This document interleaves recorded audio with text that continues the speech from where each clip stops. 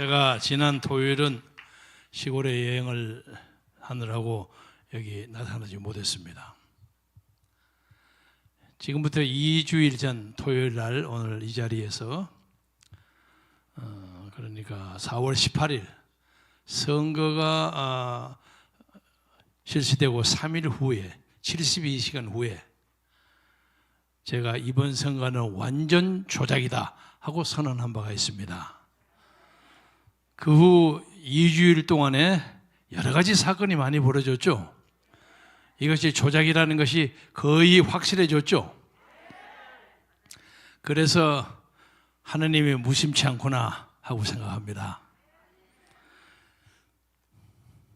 다행히 난세에는 영웅이 난다는 말이 있는데 지금 대한민국에는 이렇게 많은 유튜브들이 해외 동포까지 일치 단결을 해서 이 선거에 대한 정당성을 문제 삼고 있는데 그야말로 요원의 불길처럼 벌어지고 있는데 대한민국의 정부, 대한민국의 집권당, 심지어 대한민국의 제1야당이라는 미래통합당 이 세 그룹이 단 한마디도 얘기를 안 하고 있어요. 기가 막히죠? 이들이 가지는 침묵의 카르텔이 무엇이냐 이게. 이 정부는 이 선거에 얻은 강제된 결과를 가지고 사회주의 헌법을 만들어서 북한이 우리식 사회주의 하는 것처럼 문재인식 사회주의를 이 땅에 만드는 작업을 시작하는 절호의 찬스라고 생각하고 있고 집권당은 거기에 발맞춰서 박수치고 있고 그리고 위성정당을 자처한 미래통합당은 이 복잡한 와중에서도 간신히 자기들이 금배지를 보호했으니까 그냥 가지고 4년을 어물어물하게 지내겠다 하는 생각을 가지고 있다고 보는데 여러분 제 의견에 동의하십니까? 이 사람은 역사를 전혀 모르는 사람들에 의해서 이 역사가 농단당하고 있습니다. 오늘 여러분 김정은이가 슬그머니 나타났다는 거 아시죠? 자세하게 나타나지는 않았습니다만은 적어도 적당하게 운신을 할 수 있는 자유가 있다면은 그것을 이용해서 김여정에게 정권을 이양하려는 작업을 하려고 하는 것으로 보입니다. 그런데 저는 그 김정은이의 모습을 보면서 이 나라를 청와대를 지키고 있는 문재인의 모습과 이렇게 짬뽕이 돼요. 겹쳐져요. 김정은이가 힘을 빠지면 문재인도 힘을 빠지는 거예요. 마찬가지 이게 하늘의 조화같이 느껴집니다.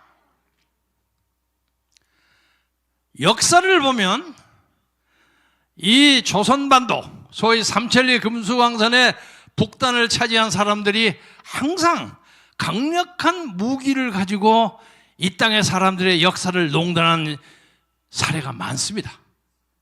예를 하나만 들자면 고구려 말기에 보장왕 시절에 28대 보정왕 시절에 당시에 북한의 강력한 군부 세력이 누굽니까? 영계소문이라는 사람이 나왔어요. 무공이 아주 전륜했습니다. 대단했습니다.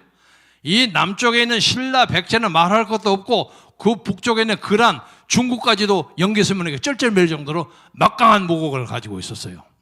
그러나 그 사람이 그 무공에 정치적 명분과 합리성이 없었습니다. 그래서 무공을 뽐내고 주위 사면을 위협하고 지내면서도 막판에 그 아들 세 사람 아시죠? 아들 남생, 남상, 남건 이 세 아들을 가지고 서로 쌈박질을 해가지고 나중에 스스로 권력 상정을 벌려서 큰아들 남생이는 중국으로 도망쳐가지고 나중에 중국의 앞제비가 돼서 또 고구려를 쳐들어오는 이런 기상망측한 일이 벌어져서 고구려가 망하게 됐습니다. 이것은 단순한 무력만 가지고는 원자탄이나 ICBM을 가지고 역사를 통치할 수 없다는 것을 보여주는 거 아닙니까? 마찬가지입니다. 김정은이가 인민이 먹어야 할 음식값 모든 것 다 보태서 ICBM을 만들고 난리 법석을 치지만은 그 ICBM 그 유도탄 때문에 스스로 멸망을 한다는 뜻입니다. 그런데 이 무기에 놀란 문재인 정부는 그냥 짤짤짤짤짤짤해요. 세상에 대한민국 국민들의 체면이 있지.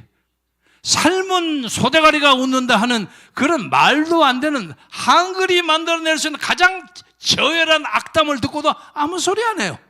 못 들은 척해요. 북한의 비난에 대해서는 아무 소리를 안 하고 남한에서만 큰 소리 꽝꽝 치고, 이제는 요새 보니까 어제 이인영이가 나와가지고 사회주의 헌법 제 하나로 헌법 개정을 하겠다고 하고, 어제 노동 근로자의 달을 맞이해서 문재인은 이제 노동자가 이 사회의 주류가 된다고 선언했습니다. 이건 엄청난 선언입니다. 이런 판국에 미래통합당은 우리의 그렇게 뜨거운 지지를 받아가지고도 표를 다 잊어버리고, 그리고 앉아서 그 말도 안 되는 정치꾼 김아무개를 붙여가지고 비상대책위원회를 하느니 마느니 하고 싸움을 하고 있어요. 누가 비상대책위원이 되든 누가 정당 대표가 되든 그거야 우리가 상관할 거 없지만은, 적어도 그 많은 당선자 중에서 단 한 사람도 내놓고 이 선거 부정에 대해서 지적한 사람이 없고, 원내대표 출마를 하겠다는 사람도 내가 원내대표 되면 이 부정선거를 가지고 끝까지 물고 늘어지겠다 하고 선언한 사람이 한 사람도 없어요. 이 역사가 이렇게 폐악의 정권에 들어섰습니다. 그러나 그럼에도 불구하고 많은 사람들이, 지난 2주일 동안에 많은 사람들이 올라왔어요. 바실리아 조슈아도 나왔고, 로이킴도 나왔고, 미시간 대학의 미네바 교수도 나왔고, 이 선거가 엉터리라는 것이 만천하에 공로되어 있습니다. 그런데 공개만 될지언정 아무도 움직이지 않으면 무슨 소용이 있겠습니까? 다행스럽게 우리에게는 강용석 변호사라는 사람이 나타났고, 이봉규 박사라는 빨간 모자 쓴 사람이죠. 이봉규 박사라는 사람이 나오고, 그리고 공학 박사인 공병호 박사가 나왔어요. 이 세 사람이 이제 이 나라 역사를 주도할 것입니다. 거기에 한 사람을 더 붙이면 저 대감철장에서 딱 버티고 있는 윤석열이가 앞으로 한국 역사를 어떻게 볼 것인가. 아마 이 네 사람이 새로운 시대의 주역이 될 겁니다. 강용석은 강경한 용기를 가진 사람이고, 이봉규의 봉룡은 봉룡, 봉추 옛날에 해가지고 삼국지의 그 지혜로운 제갈량 이런 사람을 봉룡, 봉추를 하지 않았습니까? 그리고 공병호는 육군 공병처럼 용감하고 정확하게 그 특징을 다 해요. 적어도 이 조슈아 문서, 로이킴의 문서 이런 걸 가지고 분석하는 데는 공병호 박사가 제일 앞섭니다. 그리고 그것을 정치적으로 공격하는 데는 이봉규 정책 박사가 앞서요. 문재인 들으시오, 윤석열 들으시오, 다 인물을 부여해요. 강용석은 그 변호사의 특징을 가지고 모든 사람에게 그냥 선거 부정을 고발해라고 난리를 쳐요. 그래서 지금 수십 개를 해서 오늘 제가 확인을 못하고 왔습니다. 방금 이 전화가 왔는데 전화 껐습니다. 제가 어저께 제가 살던 영등포 을구에서 투표함 보전 신청하는 것을 라이브로 보았습니다. 대한민국에 이만한 변호사 한 10명만 있으면 대한민국이 문제없이 될 거예요. 그런데 문제는 이제 대한민국 법원이 문재인에 의해서 완전히 장악되어 있습니다. 투표함을 가져가는 것뿐만 아니라 서버도 가져와야 합니다. 그런데 서버를 안 줘요. 그래서 다만 이 문제에 대해서 제가 결론 삼아 여러분하고 같이 합의하고자 하는 것은, 이것이 보통 부정선거가 아니기 때문에 한두 개 당락이 바뀌는 정도로 문제가 해결되지 않습니다. 이것은 기본적으로 상부에서 더불어민주당의 민주연구원의 양정철과 이근영이가 만든 빅데이터 시스템에 의해서 조작된 선거이기 때문에 이 선거는 전혀 다시 해야 합니다.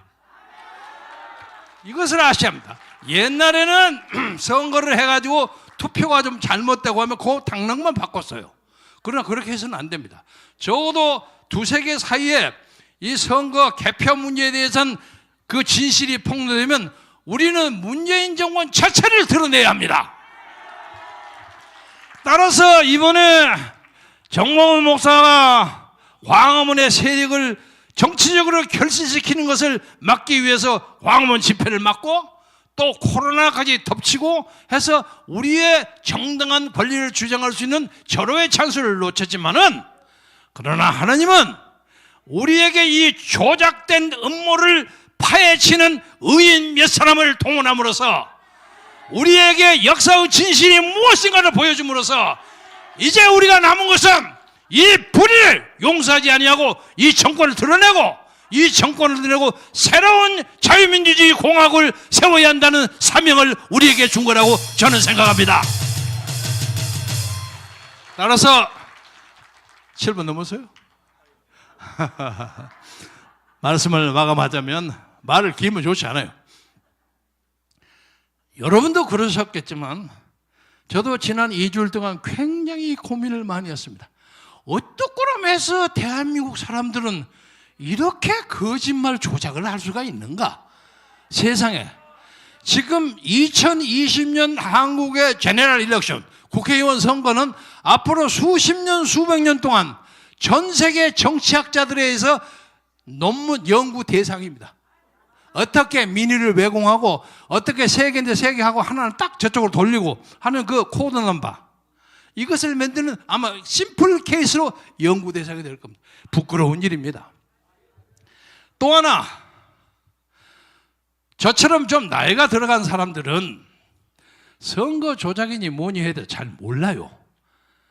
왜냐하면 이 양반들은 아날로그 시대, 여러분 아날로그 시대 아니죠? 똑딱똑딱 하고 공병호 타이프라이터 치던 그런 시절, 그거 돌리는 거 잘 몰라요. 저는 다만 외국에서 오래 쫓겨가서 살다 보니까 컴퓨터 만지는 걸 좀 압니다. 그 솔직히 말해서 간단한 조작은 저도 할 줄 알아요. 저도 압니다. 그래서 적어도 컴퓨터와 IT에 관한 저는 한 40대 후반 50대쯤 됩니다. 압니다. 그런데 제 또래 평소에 다 동주로 삼았던 사람들이 이거 말도 안 되는 소리라고 자꾸 이러니 멱살 잡고 싸움할 수도 없고 아주 갈등이 많은데, 그중에는 아주 젊은 사람이 멋모르고 떠드는 사람도 있지만 그거 빼버리고요. 오늘 계기로 해서 제 가까운 수십 년의 동지들이 IT 문제에 대해서 평소에 관심을 가지지 않았다는 것을 조용하게 반성하면서 전혀 말도 되지 않았다 하는 얘기를 계속함으로써 우리 우파 국민들에게, 자유민주주의를 사랑하는 우리 우파 국민들의 그 사랑과 기대를 더 이상 저버리지 않기를 진심으로 바람하지 않습니다. 여러분 대충 누가 하신지 아시겠죠? 그리고 더 욕하지 마세요.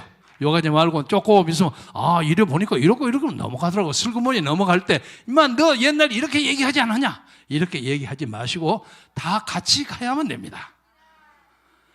그래서 이 자유민주주의 사람들은요, 결론서만 말씀드리자면 자유민주주의라는 게 굉장히 좋은 보화인데 이 보화를 가지는데 희생이 너무 적었어요. 예를 들면 영국을 예를 들자면 강력한 국왕에 있어서 무슨 민주주의가 무슨 개 나발이냐 아우성 쳤던 사람들에게 시민들이 강력하게 나타나가지고 1215년에 마그나 칼타를 만들었어요. 그리고 그것이 쭉 와서 1689년에 명예혁명, 그리고 1789년 불란서 혁명, 1776년에 미국 혁명, 이리까지 수많은 세대 동안 희생당하고 피 흘리고 그리고 이름 없이 죽어가고 자유를 위해서 목숨을 바치는 수많은 사람들의 수세기에 걸친 투쟁이 있었기 때문에 오늘의 미국의 민주주의가 있는 겁니다. 그런데 우리는 거저먹었어요, 이걸. 물론 6.25라는 민족적 재난이 있었습니다만 말할 수 없이 큰 재난이지만 그 사람들이 수세기 동안 했던 그 재난에 비해서는 아주 턱없이 적습니다. 그래서 우리는 이번 이 계기가 우리 역사를 근본적으로 바꿀 수 있는 혁명적 계기라고 생각해서 침착하게, 냉철하게, 흥분하지 말고 흔들리지 않고 이 부정을 파헤침으로써 우리 새끼들, 우리 자손들이 편하게 살 수 있는 자유민주주의 국가를 위해서 우리가 당대해야 할 임무를 충실하게 함으로써 나중에 내가 니들에게 큰 재산을 물어주진 않았지만 이 나라의 부정선거, 조작선거가 천천히로 벌어질 때 나도 거리에 나가서 외쳤고, 그리고 이 나라 민주주의를 지켰다 하는 게 얼마나 큰 아름다운 유산입니까? 그런 것을 위해서 하나님과 같이 기도하고 정광훈 목사의 지도 아래 새로운 시대를 들어가는데 마음과 뜻과 정성을 다하시기를 다짐하면서 여러분에게 인사 말씀을 마치겠습니다. 대단히 감사합니다.